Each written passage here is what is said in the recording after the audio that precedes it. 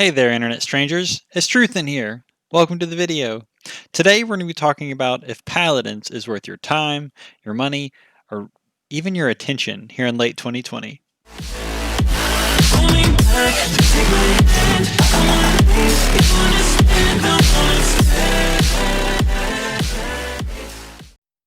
Paladins is like that friend that you really love and you've known for a really long time. They're fantastic to be around when it's just you and them and your closest buds, but you're really scared to introduce them to new people. And not for a bad reason.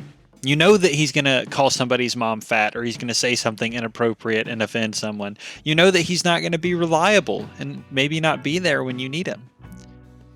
You're not exactly ashamed of him. You just know that he's kind of flawed. That's one of the reasons why this video has been somewhat challenging to make, is essentially I'm answering the question, do I recommend this game to my friends or other internet strangers, knowing what potential tragedies are going to befall them if they choose to download and play Paladins? Of course, that means the answer is kind of complicated. I can speak about this some from experience, as I've quit Paladins multiple times in the past. But I always seem to find myself coming back and usually having a great time, at least for a while, until I become too frustrated with stuff. I feel like a decent place to start would be to let me walk you through my last ranked placement match experience. For those that don't know, you play 5 matches and then you get your rank and you get to go up or down the ladder from there. In our first match, everything looked like it was going well. Both sides drafted good comps, and I load in with my buddy, and the other team has a toxic feeder. Their Fernando walks to the point, emotes, dies over and over and over again. I think to myself, well, toxicity happens in every game. The next one will be better. We head into our second game, and of course, one of our teammates doesn't load into the match properly, which is sadly a common problem in Paladins and has been for a very long time. While this teammate tries to rejoin the match, one of our other teammates gets all toasty in the chat, and he AFKs himself after the first point fight. Meanwhile, my character's dash and grab, con, for those that have played Paladins, is glitched the entire time, and works maybe 1 out of every 3 times I attempt to use it. In the third placement match, somehow things get worse. You'd think this was like a season of Grey's Anatomy with all the drama going on, but I promise all of this is real. During the first point fight, at least one of our teammates, and at least one of the enemies crash completely out of Paladins. We're back to our loading screens, trying to get back in as fast as we can, but the first 5 minutes of this match are a complete wash. Eventually, everybody is able to reconnect, and the match goes on. We get a point after losing the first, and manage to hold to a 2-3 going into the match-deciding mid-fight. We're literally 7 out of 10 players in the match crash out of Paladins and back to their home screens. Me included, for the second time in a single match. And I crashed. You can't make this stuff up, guys. I think the whole server did. You have garbage like that happen all game, and then Oh my gosh, wait. All, 3 players did not crash. We somehow win the match, because our team has 2 people left standing to the other team's 1. Not a very satisfying victory. For some reason I tried to load into a 4th placement game, but thankfully 2 times in a row people draft dodged. I became aware that this was a bad idea, and I put Paladins down for the night and went and played some Fall Guys. You may be wondering why I just spent the first 2 minutes of this video telling you guys about this terrible ranked placements experience and why that it's been on my mind so much. But I wanted you guys to understand that this is a real life, accurate depiction of how a night on Paladins could go, because it's happened to me and nights like it have happened to me as well. Obviously, I'm not saying that every night that you play Paladins this is exactly how it's going to go. That would be equally as inaccurate. But I am just saying that it's important to understand. And as much as this video needs to be about what is wrong with Paladins, others who are far more qualified have already made great videos that discuss these problems at length. I think of Helvian's Why I Hate Paladins series. But I do feel it would be irresponsible to attempt to answer the question, is Paladins worth your time or money, without at least talking about them for everyone's awareness. So, super short, super fast list. The servers just don't work. They're held together by duct tape. Hitboxes were designed in Microsoft DOS in 1997 using the same stuff they used in the first Tron movie. Matchmaking is usually a bigger letdown than my senior prom was.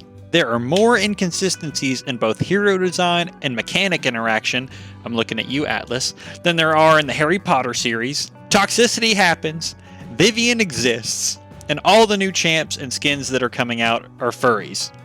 Like, for real, they are. And there's so many more problems. Maybe the scariest thought of which is that many of them have existed for a long time and have not been able to be fixed. Look at Androxus's reversal. It probably seems like the question of whether Paladins is worth your attention at all is answering itself. But that might make what I'm about to say seem surprising, somewhat illogical, but give me a chance and I'll try to explain. I still think that Paladins is a great game, and I find myself coming back to it for a few core reasons. And after I lay these out, hopefully you'll be able to make the decision for yourself of whether Paladins is worth your participation or your support. Reason number 1, authentic champion design. There just aren't champions like Bomb King or Androxus or Maldamba and other games that are that versatile and that uniquely designed. I talk about Bomb King first, as he's literally a bomb that throws bombs who are apparently his children at other people and detonates them, and has a big grumpy bomb that goes off as a stun, and when he uses his ultimate, he turns into a bomb and rolls into things and explodes. If that's not a character identity, I don't know what is. But even the newer champions, I'll use Corvus and Dredge for example, are really cool. Corvus adds something new gameplay-wise that I have yet to see anywhere else, being able to grant status buffs to teammates in a way that it's not boring and can be distributed around the map. And Dredge is a undead pirate zombie thing that has a squid for an arm gun, and he's a grenadier. Something new and exciting. Granted, not all of Paladin's champions are extremely exciting or even particularly original, but they're all endearing. I've firmly believe that everyone could find a character that they like to play and have some sort of connection with. Even Victor, the game's tutorial character, our Soldier 76 equivalent, most basic run and shoot character that there is, has a personality that is memorable. One of the reasons that I kept coming back to Paladins before deciding that it wasn't really worth quitting again was because I wanted to come back and hook people as a giant turtle and scream, "Do you challenge Makoa?" while his ult line went off. It may not be the most gameplay oriented reasoning, but it is something that Paladins does well and is important, especially to those that want to have more going on in their character than a gun and an objective. If you have a character whose ult line you like to scream randomly, drop it in the comments below. Let's move on to reason number 2. This reason is much more gameplay oriented, as that's really what's most important in a game like Paladins in the hero shooter genre, and it will probably be the deciding factor in answering our question of, is Paladins worth your participation or monetization? Reason 2 being that Paladins offers truly customizable playstyles. I'm sure that will be those that leave their thoughts in the comments of other games that do this well, but I believe that Paladins offers an experience that can only be found currently in the MOBA genre and nowhere else in the hero shooter or multiplayer shooter environment. Paladins offers customization in the lobby per each champion, pre-match countdown screen with talents, and offers meaningful in-game adjustments. Sure, in other shooter games you can swap some guns and equipment around, that will have a meaningful impact on the match. I'll use Rainbow Six Siege for example, another great game. You can change your guns and equipment, but you can't modify your character past that. There are games like Battlerite or Rested Soul Gigantic that you had meaningful in-game upgrade paths that you could choose, both of those being games that lean more towards that MOBA level of customization, but I would argue that Paladins takes it to another level, offering all three in truly meaningful ways. I don't want this part of the video to turn into explaining the systems that Paladins has in place to make this possible, as the game has been out for 5 years at this point, but I do feel like I need to touch on it. So card builds. Do you want your champion to be able to lean into a particular playstyle? Awesome, you can make that happen. Want more health or on yourself or on a shield as a tank? Boom, add some cards. Want movement speed after an elim? Blammo, add it to your cards. Want to have a reset effect on a certain skill or a shorter cooldown for a skill? You can do that. And with 6 card decks available per each champion, there really is a ton of wiggle room, and these things actually have an effect on gameplay. This is partially why this is the area where most balance changes take place in Paladins, and Hi-Rez's commitment to this system is really impressive to me. All of these pre-game adjustments that you're free to make pair perfectly with the in-game talent system, where as the match starts and counts down to that first fight, you get to pick one of 3, rip the 4th talent slot, different talents that completely change the way that your character plays, offering something that no other hero shooter does. Completely different play styles within the same champion. I feel like this shines and is especially apparent among the healer class, when compared to other shooter games, especially as the healers, in my opinion at least, tend to be some of the more boring to play. Meanwhile in Paladins, my favorite character is a support. Being able to play and actually contribute to a team in a meaningful way as Stun Maldamba, Damage Pip, Sniper Barrack, Claws Vampiric Koga, or even support Shaolin really make Paladins stand out and this talent system have meaningful outcomes. I have an upcoming video where I rank the meme potential of some of these different talents, but by and large, it's incredible how many of these talents are viable. And if those adjustments, both pre-game and in the lobby, weren't enough, you actually have in-match adjustments that you can make that are meaningful as well. There's stuff that affects your base stats. Want to use your really cool ult more often? Buy a morale booster. You want your My Little Pony to ride into battle faster? Guess what, ya brony, it can! Buy Master Riding. There's also things that you can do actively to counter the other team's composition and strategies. If they have a Saris who's hitting right click too much, putting out way too many heals, buy Cauterize. If you're getting stunned too much, buy Resilience. If they have a stealthy boy running around like Drax, buy Illuminate. The fact that you don't just have to lose a game in the draft, muddle through 10 sad minutes of a loss, and do your best not to pull your hair out while your teammates get salty at each other is really refreshing, and something that, again, I feel like Paladins is the only place that you can get.